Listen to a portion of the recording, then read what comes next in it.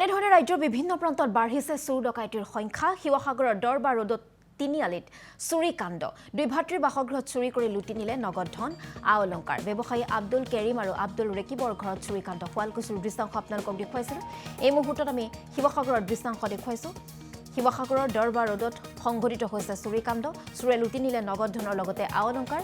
ব্যৱসায়ী আব্দুল কেৰিম আৰু আব্দুল ৰেকিবৰ ঘৰত চুৰিকাণ্ড। শিৱসাগৰ সদৰ থানাৰ পৰা মাত্ৰ 1 কিলোমিটাৰ নিলগত সংঘটিত হৈছে চুৰিকাণ্ডটো। পূৰ্বেও দুই ভাতৃৰ বাসগৃহত চুৰে চলাইছিল লুটপাট। নিশা ঘটনাস্থলীত আৰক্ষী বিষয়া উপস্থিত হৈ তদন্ত অব্যাহত ৰাখিছে।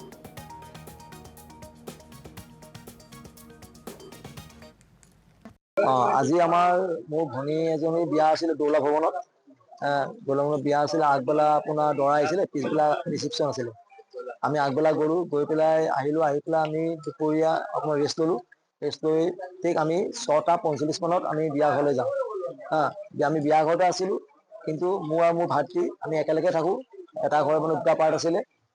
কিন্তু ভাতৃয়ে 7:30 বজাত দৌলা ভৱনলৈ বিয়া খাবলৈ গৈছিলে। তাৰপিছত আমি তাত থাকোঁতেই আমি ফোন কৰিলে, খবৰ দিলে যে আমাৰ ঘৰত অলৰেডি মানে ডকাইত হৈছে বুলি। তেতিয়া আমি আহি দেখিলোঁ।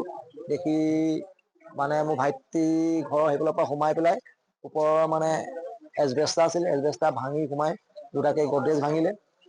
ভাঙি মোৰ মাইকী মানুহৰ আগবেলা পিন্ধি যোৱা গহনা চেট খুলি পেলাই থৈ গৈছিলে। সেই চেট আছিলে, মোৰ অলপমান পইচা কেছ আছিলে। আৰু সেইখিনি আৰু বাকী আচৰিত কথা এইটোৱে যে ইয়াৰ আগৰ বছৰো তেনেকে এবছৰমানৰ আগত আমাৰ ঘৰত তেনেকে চুৰ হৈছিলে। আমি ঠিক 8টামান বজাত আমি মোৰ বাই ঘৰ যমুনা ৰোডত নিউ কলনীত তালৈ আমি বিয়া খাবলৈ গৈছিলোঁ। বিয়াখনত ভাত খাবলৈ গৈছিলোঁ।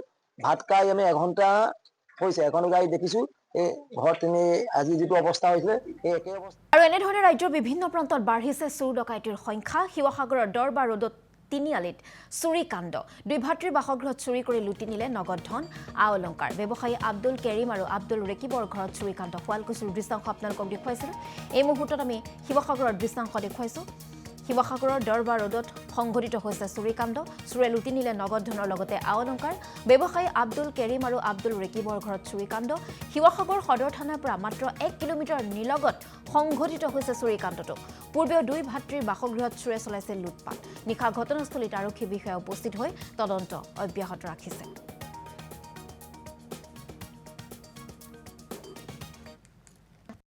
আজি আমাৰ মোৰ ভনী এজনী বিয়া আছিলে দৌলা ভৱনত। বিয়া আছিলে, আগবেলা আপোনাৰ দৰা আহিছিলে, পিছবেলা ৰিচিপশ্যন আছিলে। আমি আগবেলা গ'লোঁ, গৈ পেলাই আহিলোঁ। আহি পেলাই আমি দুপৰীয়া আপোনাৰ ৰেষ্ট ল'লোঁ। ৰেষ্ট লৈ ঠিক আমি 6:45 মানত আমি বিয়া ঘৰলৈ যাওঁ। আমি বিয়া ঘৰতে আছিলোঁ, কিন্তু মোৰ আৰু মোৰ ভাতৃ আমি একেলগে থাকোঁ। এটা ঘৰ মানে দুটা পাৰ্ট আছিলে।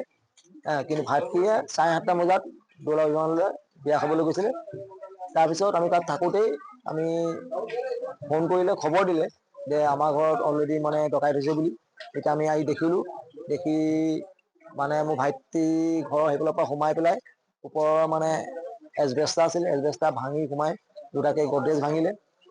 ভাঙি মোৰ মাইকী মানুহৰ আগবেলা পিন্ধি যোৱা গহনা চেট খুলি পেলাই থৈ গৈছিলে। সেই চেট আছিলে, মোৰ অলপমান পইচা কেছ আছিলে। আৰু সেইখিনি আৰু বাকী আচৰিত কথা এইটোৱে যে ইয়াৰ আগৰ বছৰো তেনেকে এবছৰমানৰ আগত আমাৰ ঘৰত তেনেকে চুৰ হৈছিলে। আমি ঠিক 8টামান বজাত আমি মোৰ বাই ঘৰ যমুনা ৰোডত নিউ কলনীত তালৈ আমি বিয়া খাবলৈ গৈছিলোঁ। বিয়াখনত ভাত খাবলৈ গৈছিলোঁ। ভাত খাই আমি এঘণ্টা হৈছে, এখন গাড়ী দেখিছোঁ এই ঘৰত তিনি আজি যিটো অৱস্থা হৈছিলে এই একে অৱস্থা।